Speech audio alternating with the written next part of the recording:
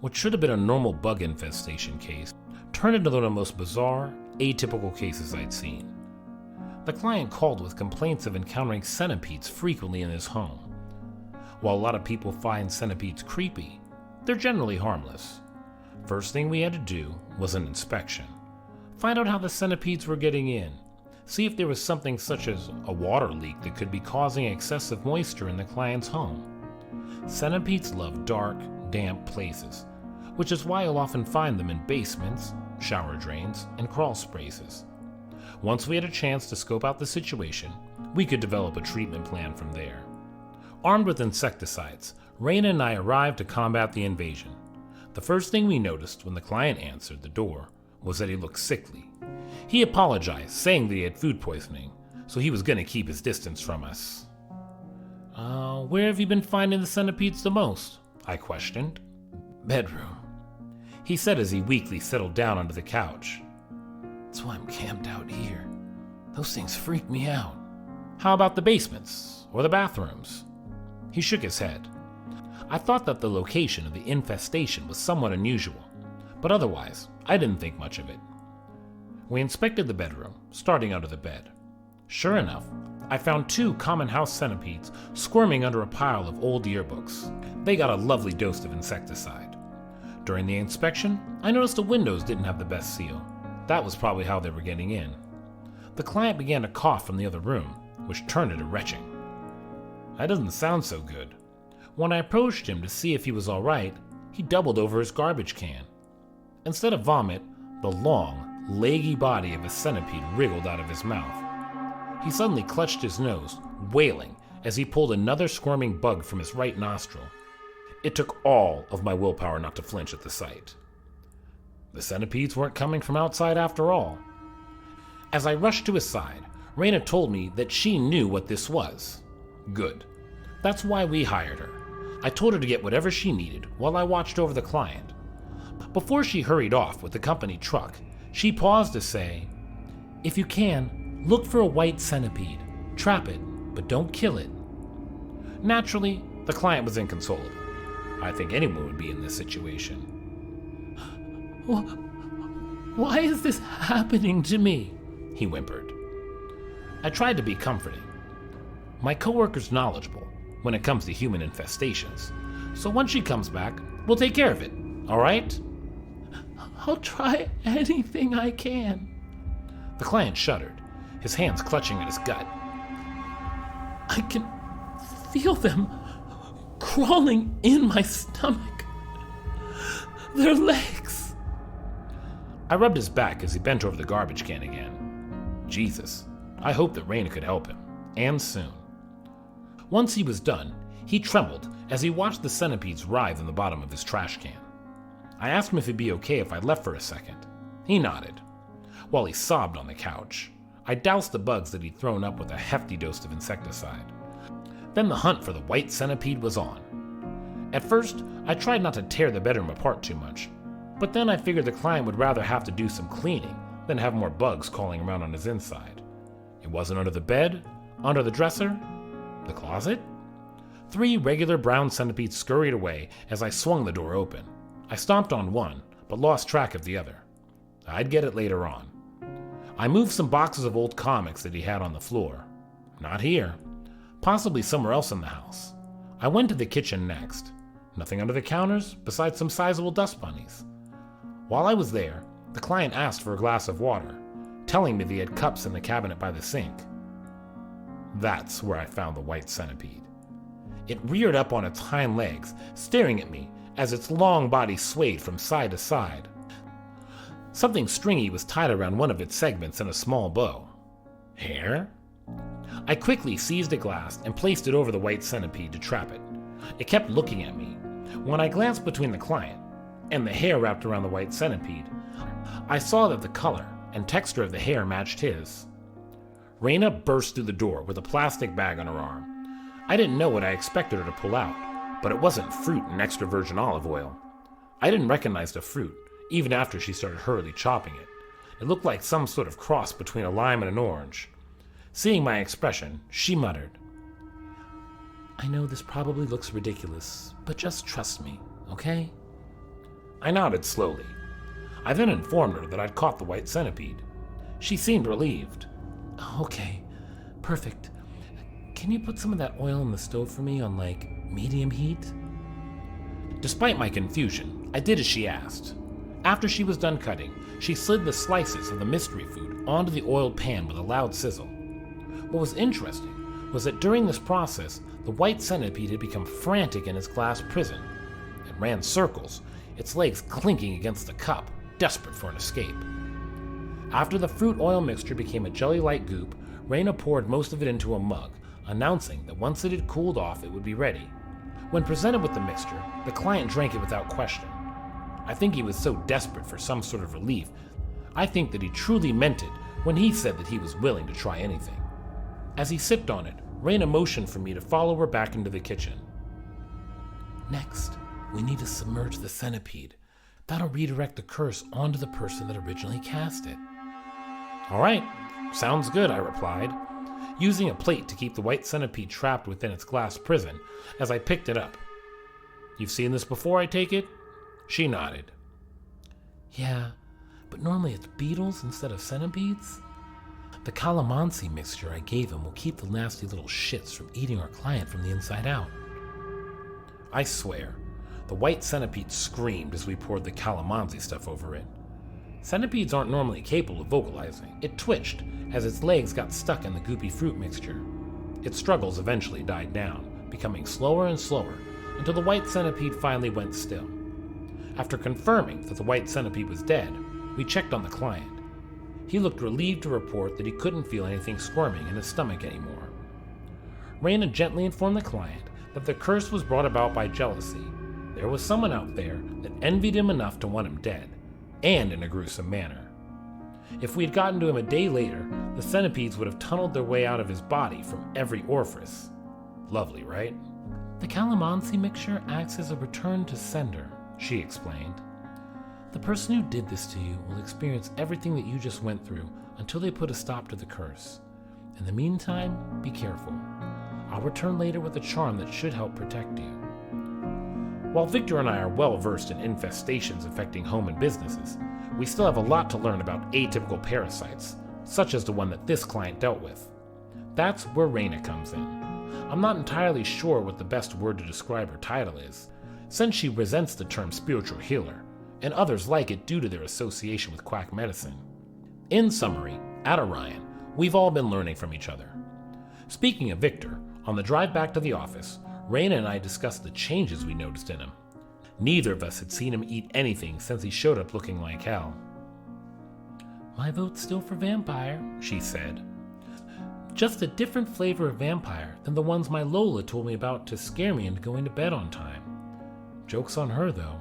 Her stories made me afraid of the dark, so I didn't sleep anyway. I wasn't convinced. Victor had witnessed me managing to cut myself with a tape dispenser the other day and had no reaction to the blood beyond cracking wise at me. He was in the office when we returned, looking like he wanted to strangle whoever he was on the phone with. That wasn't uncommon. The boss isn't the best with people, which is why I end up handling most of the customer service duties. After Victor hung up, he informed us that he was going to the Department of Wildlife. I guess the worms were going around the local deer population, so they wanted us to keep an eye out and let them know if we noticed any other species of animal showing symptoms. That made my stomach drop. That was absolutely the last thing I wanted to hear. After that wonderful news, Raina went to take her lunch break, leaving Victor and I alone. Before speaking, he gave me a pointed stare. Listen, Nessa, I get you're concerned about me, but you need to back off. That took me aback, but before I could respond, he continued. I don't want to see you following me anywhere, alright? You stick to your job. Following him? Uh-oh. I understand, I muttered. There had to be a reason why he couldn't talk to me outright. Something was up.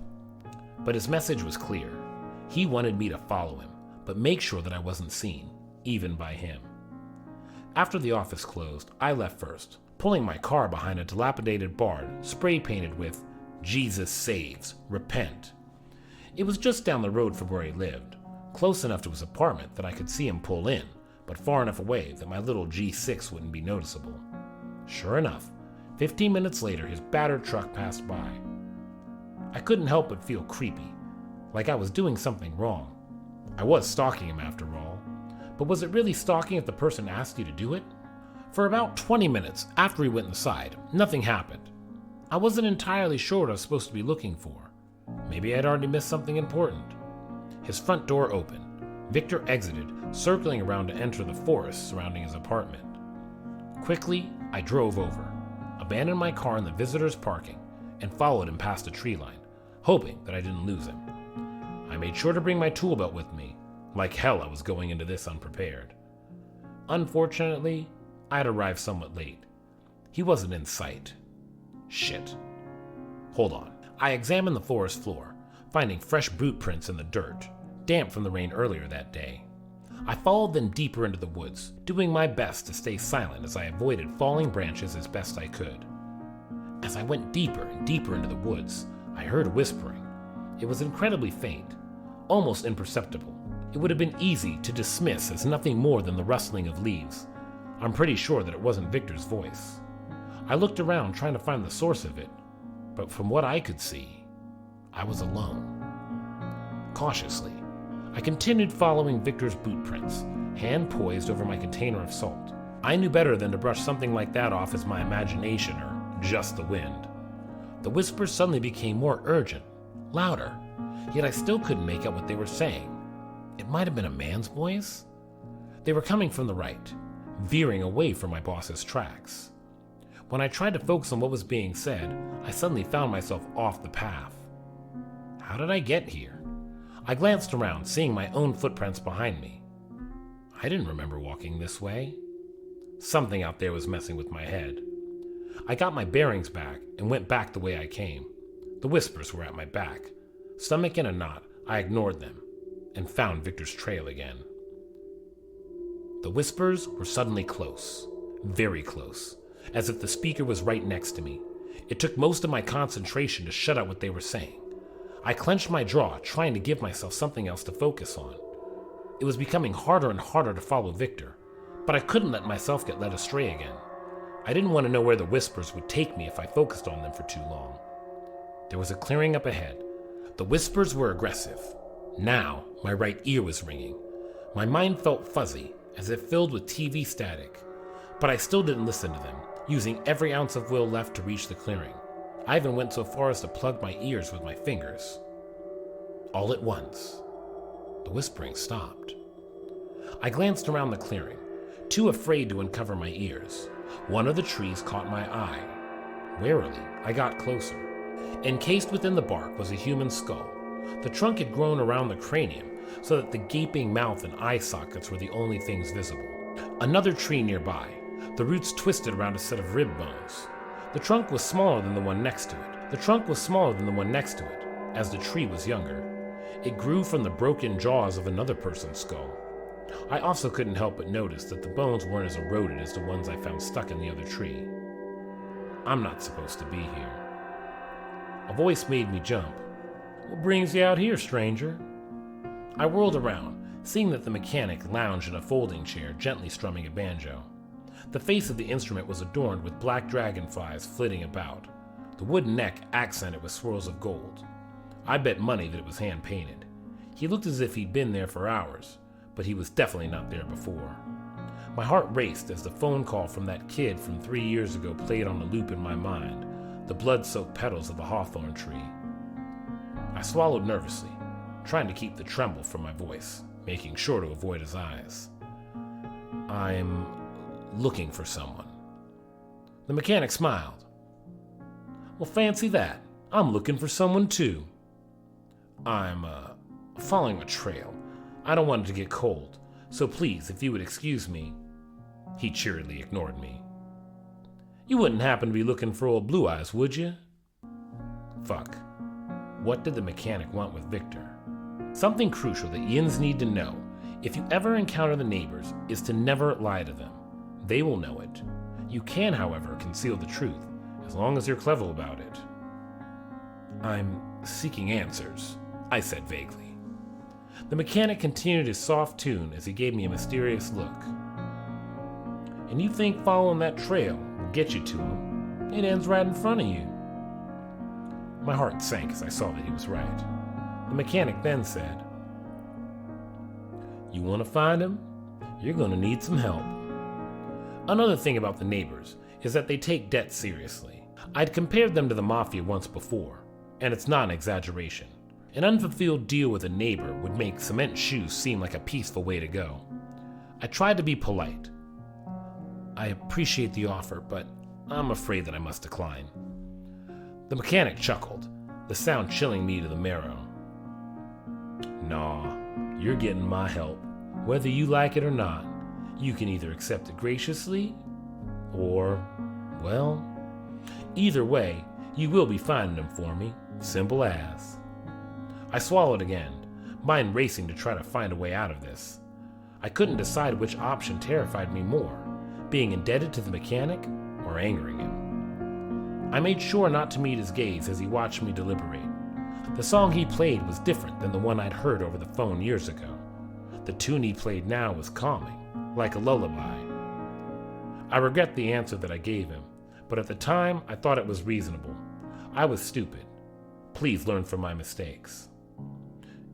"Your offer is gracious and appreciated, but I must respectfully refuse. I'm afraid that the cost..." The mechanic sighed, sounded frustrated. "Anyone ever tell you it's rude not to look people in the eyes when you speak to them?" Shit. I fucked up. I backpedaled. I meant no effect. The peaceful melody stopped as he gave the strings of the instrument one quick strum. It felt like someone took a sledgehammer to both my kneecaps at once. Pitching forward, I gasped for air, unable to cry out. Another strum. The peaceful melody stopped as he gave the strings of the instrument one quick strum. It felt like someone took a sledgehammer to both of my kneecaps at once. Pitching forward, I gasped for air, unable to cry out. Another strum. My fingers clenched into fist involuntarily. There was a sharp sensation under my fingernails, as if they were being pried off. Still, I couldn't find breath to scream. From the fog of agony, I heard another flick of the banjo strings. With it, my spine twisted and my vision went dark. I thought that was it, that he'd broken my bones with nothing but a swipe of his fingers and left me for dead. I was wrong. When my eyes opened, I was still in the forest. The mechanic had stayed in his chairs, arms bent behind his head, eyes closed as he basked in the golden glow of the setting sun. He propped the banjo against his chair. I now feared the instrument more than any weapon made by man. My fingernails lied on the ground in front of me, broken liquid covering them. Blood? Why did my blood look like that? What at first looked like pale, shiny stones turned out to be teeth upon closer examination. Everything looked strange now, muted, as if most of the color had drained from the world. Numbly, I noticed that there was something taking up the bottom of my vision. Long, white, and tipped with black. No way. I tilted my head, looking down to see white paws instead of hands. I opened my mouth to swear, but all that came out was a high-pitched yelp. The mechanic opened his eyes, grinning at me as he taunted. "You just had to be stubborn." I slowly stood, disorientated over how small I felt. The forest was now entirely too loud. The cacophony of smells overwhelmed me. I tried to speak, but all that came out was a bark. The mechanic sat up, a deceptively boyish grin still in his place. "Now, you know I respect you, puppy dog. Know why? All your bones broke as your body remolded itself, your flesh stretched out like fucking silly putty, and all your little teeth and nails got yanked out. But even through all that, you didn't scream. Not once." I couldn't do anything but watch him, my whole body shaking from fear and the ache I felt in every cell of my being that came from my forced transformation. It hadn't been bravery that kept me from crying out. He leaned forward, clasping his hands together. "So here's the deal. You find old Blue Eyes for me, and you'll be back on two legs again. But if you take too long, you'll begin to forget that you were ever human to begin with. You understand me, puppy dog?" The mechanic picked up his instrument again. Frozen, I resisted the urge to flinch as his fingers grazed the strings. My ears were so sensitive, I could now hear every groove of his fingerprints as they softly touched the instrument. "Not bothering to look at me," he said. "Now you got until tomorrow's sunrise. You might want to get a wiggle on." I wanted to run, fast and far, but I couldn't. It took everything I had not to devolve into utter panic. I had to find Victor. The mechanic said he was going to help me, whether I liked it or not. How the hell was turning me into a dog helpful? Okay, I had to think. Stop being afraid and think. I closed my eyes, trying not to stare at my snout anymore. I inhaled deeply, the sense of fresh leaves and wet dirt heavy in my nose. And something else. Opening my eyes, I followed the scent. Victor's boot prints. Why did I smell death on him?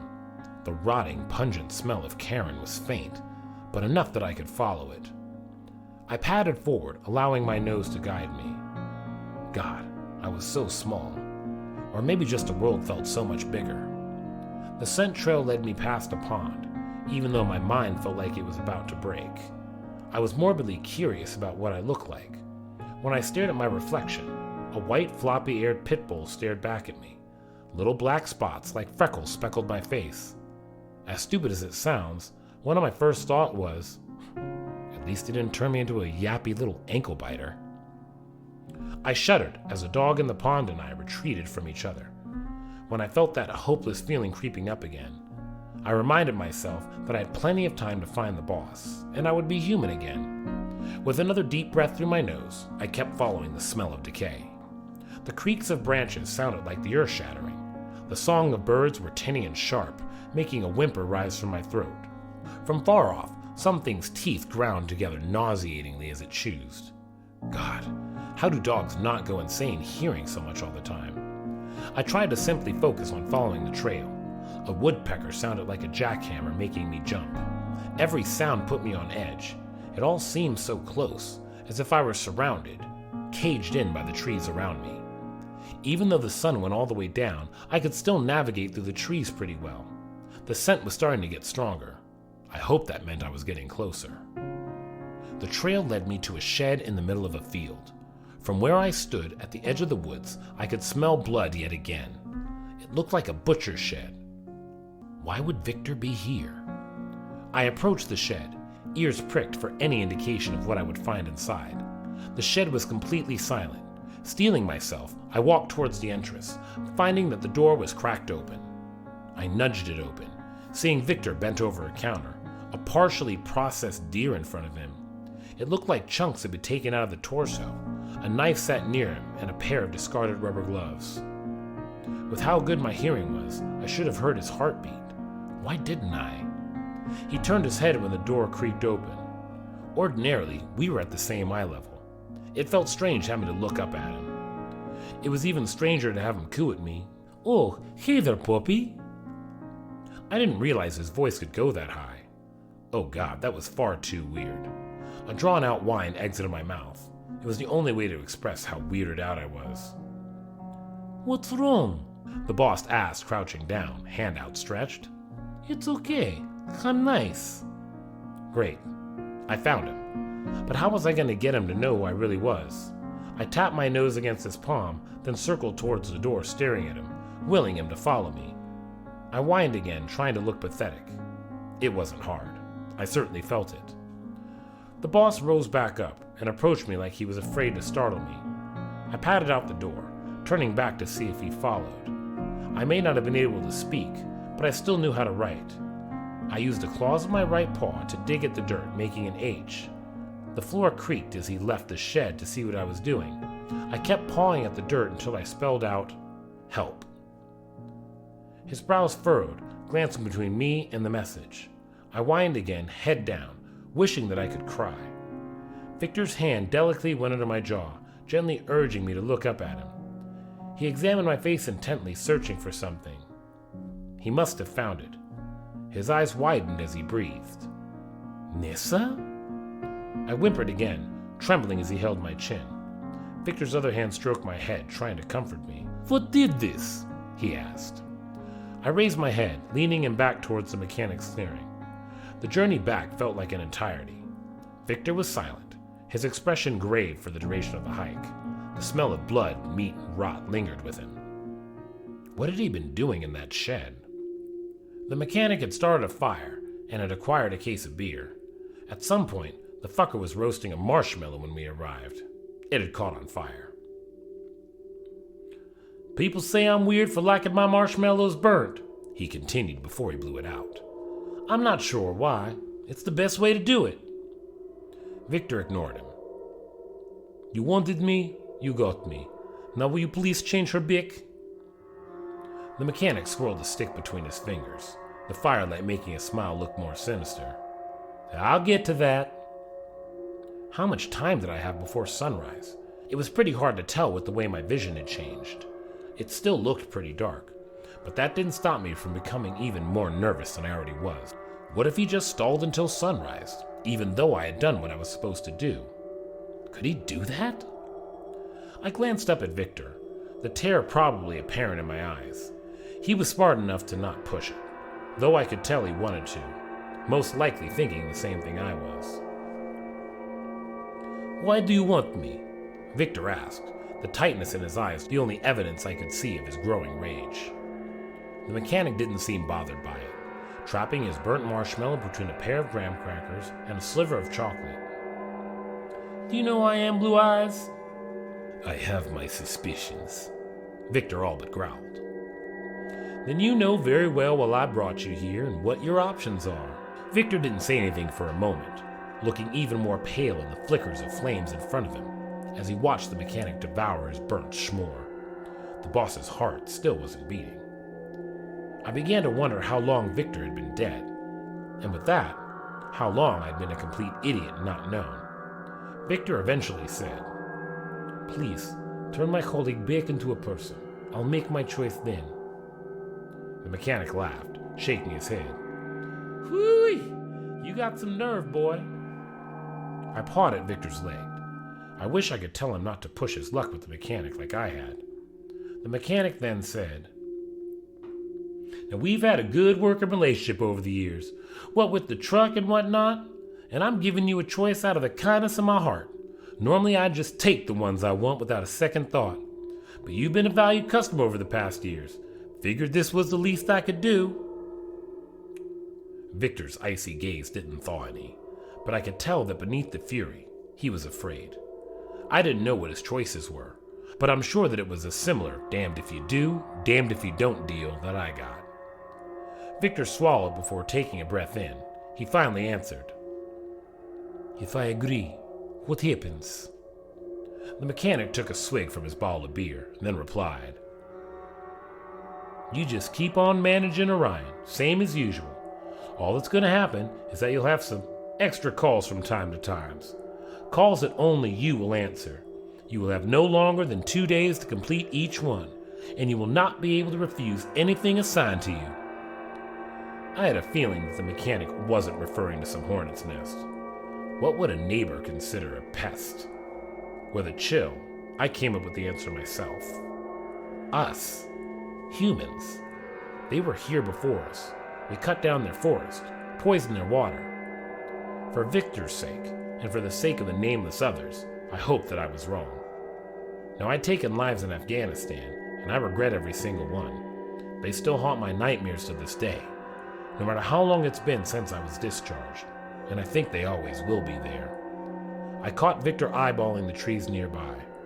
Another skull leered at us from the truck, the firelight making it look like it was trying to speak. Seemingly transfixed by the skeleton, Victor eventually let out a shuddering breath before saying, "I'll do it." The mechanic smirked at him. "Hey, good choice, Blue Eyes." When he reached for the banjo, it took everything I had to not cower from it. The mechanic smiled at me. "And since you did such a good job, I'm gonna be a little bit nicer." The melody he played was hypnotic, slow, and enchanting. I blinked as my head suddenly felt cloudy, is the best word that I could think of for it. Pleasantly cloudy. and I was tired. So tired it became harder and harder for me to keep my eyes open. The grass felt softer than any mattress I'd ever laid upon. I curled up in it, the fresh smell of it relaxing me even further as I let my eyes drift closed. Then I woke up in my bed, groggy. Why was I awake? I wanted to keep sleeping. I reached up to rub my eyes. A hand. I was me again. I was sore all over as if I'd done 100 crunches on a hardwood floor. As embarrassing as it is to admit, I bawled like a fucking baby. I'm taking the next few days off to recover. The boss was the one to suggest it. I needed it. He apologized for leading me there. He hadn't anticipated the mechanic finding me. I didn't blame him. It wasn't all his fault. I encouraged all of you to learn from my mistakes. If a neighbor gives you an offer you can't refuse, take the choice that gets you out as unscathed as possible. I got off lightly. Don't mess around with them. Be smart and be careful. Update. Victor has officially been diagnosed. I ask you, share my voice with others. Let them know that there is warmth in the cold, light in the darkness. My friends, lovers, disciples. This is Dante.